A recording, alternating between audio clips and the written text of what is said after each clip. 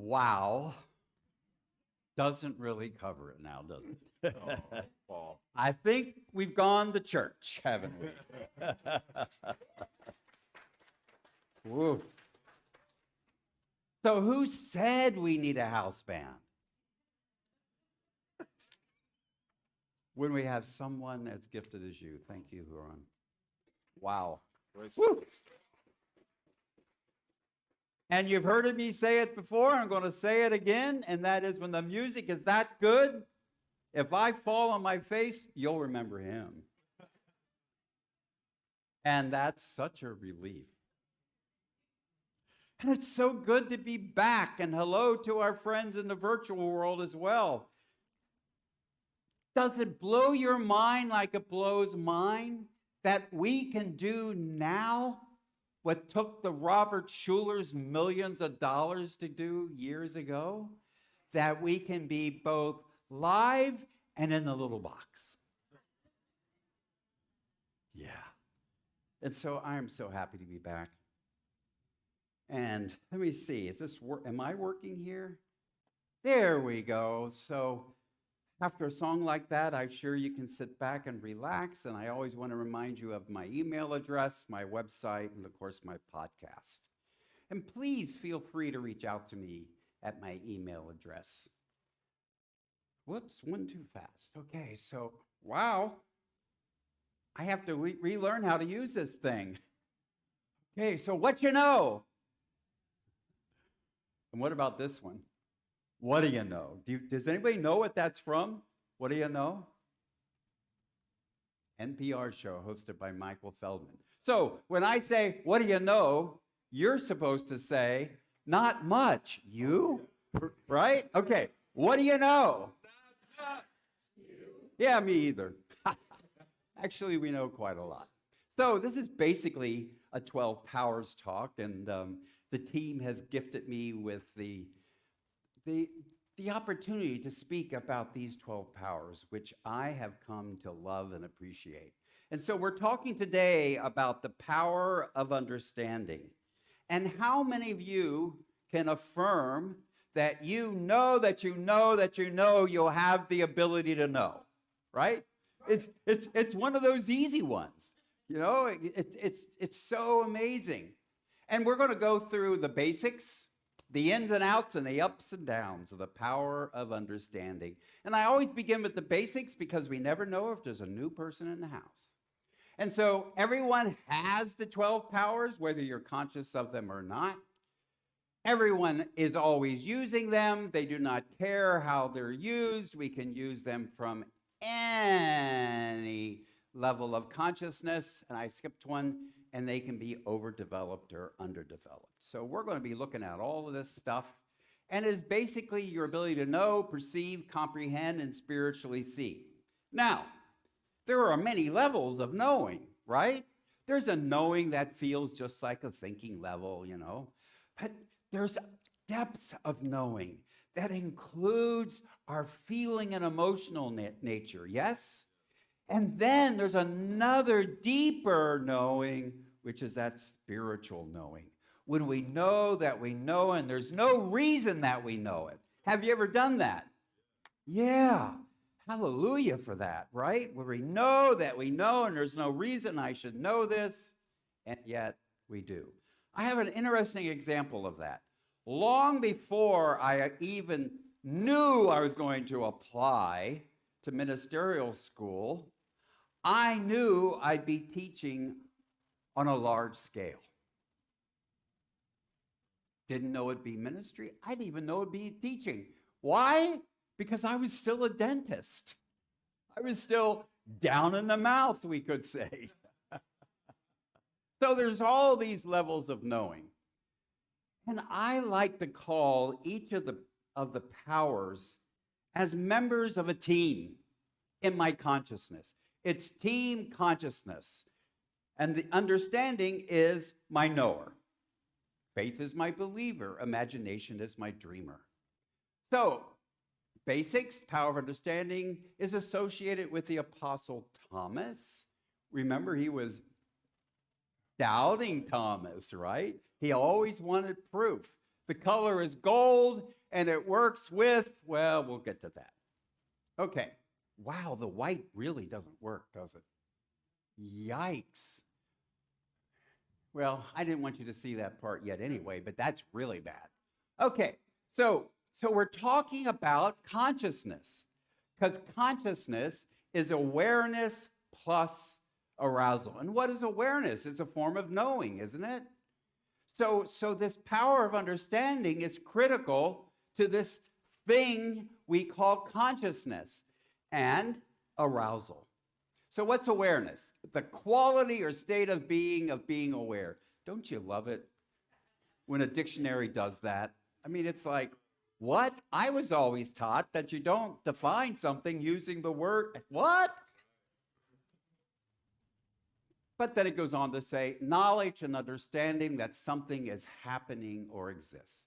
So let's see, do you know that you exist? Do you know that something's happening here? Okay, good.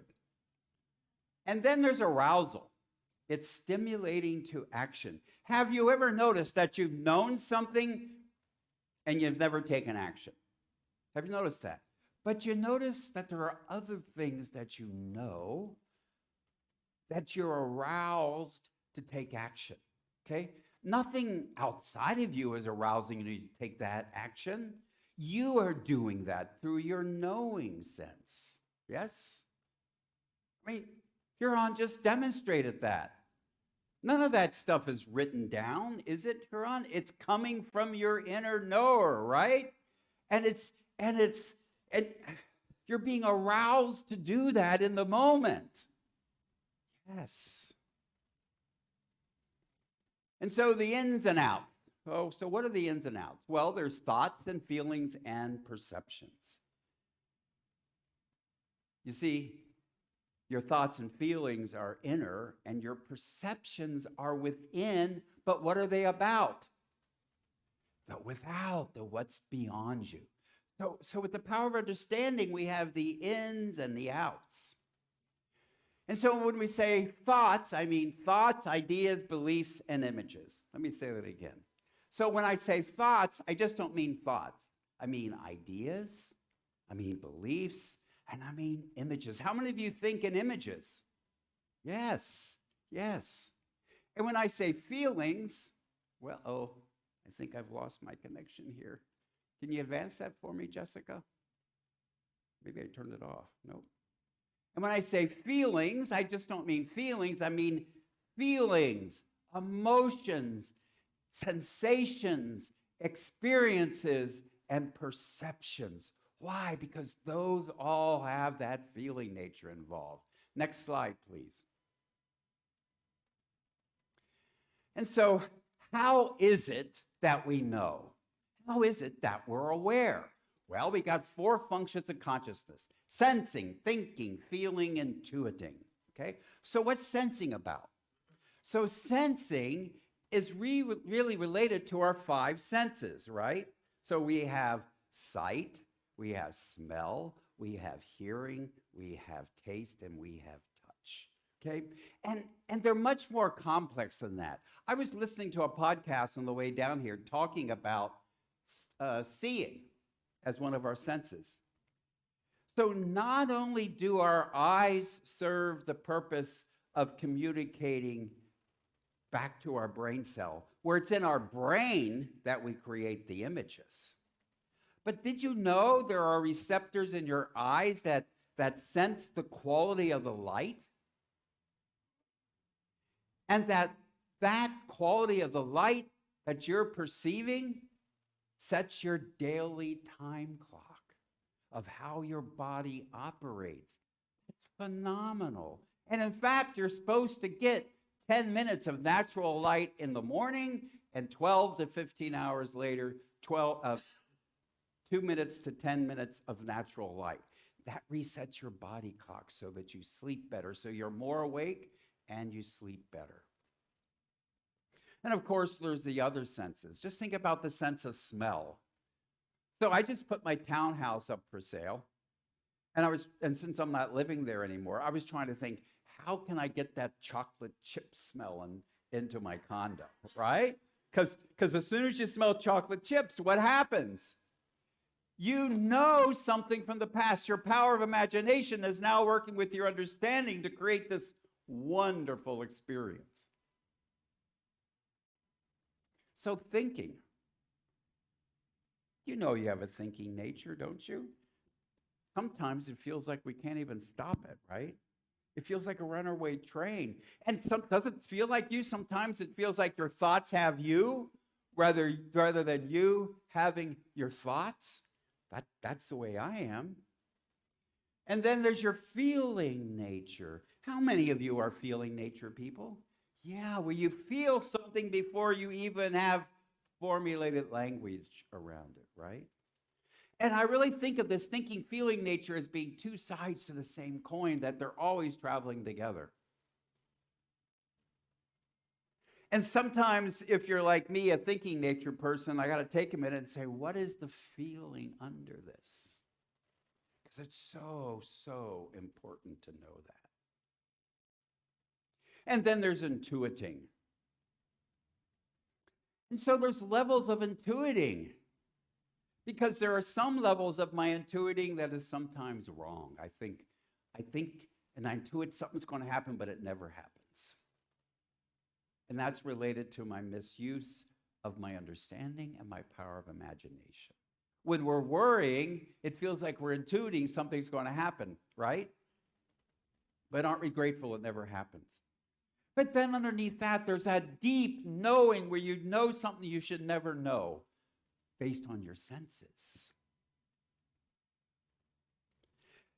Because with our sensing nature, not only is there an outer sensing nature, but there's something called interoception, where you are aware of stuff going on inside of you.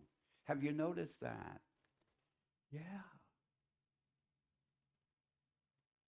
And of course, the most important intuition is when we are fully connected, not connected, when we are fully aware of our divinity, and then we know things of a very deep nature. And that's why we meditate, isn't it?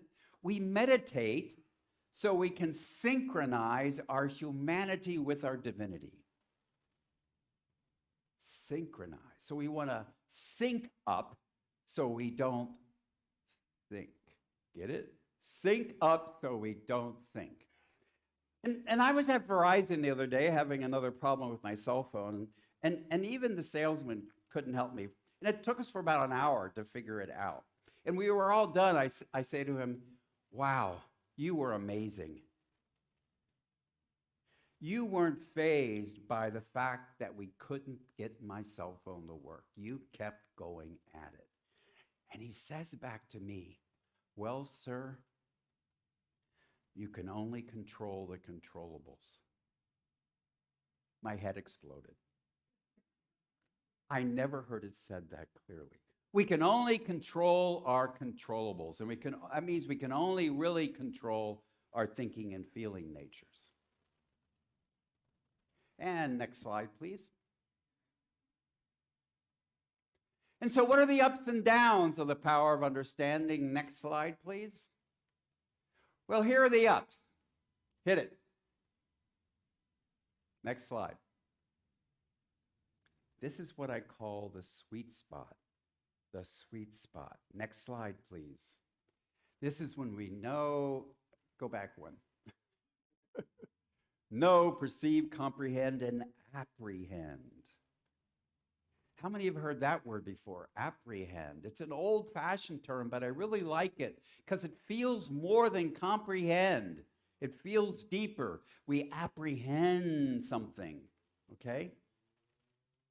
And when we apprehend something, this is where we can use that knowing that reaches the point of compassion. Yes, because see, that power of understanding is involved in compassion, isn't it? Next slide. Then we have the downs and underdeveloped. When we talked about the powers can be underdeveloped or overdeveloped, when they're underdeveloped, we're mentally slow. We have difficulty understanding and comprehending. Has that ever happened to you? So just just to be self-revealing, that happens a lot with me when I'm in front of the computer. And that overdeveloped is smarty pants, smart aleck, know-it-all, wise guy. Well, I've been that, okay? And I've experienced that with others. Okay, right? We're laughing because we've both been that, we've experienced that. And so that's the downside of the power. But once we know what the downside is, once we know how we can use it unskillfully when we're doing it, we can wake up and move beyond it. Next slide, please.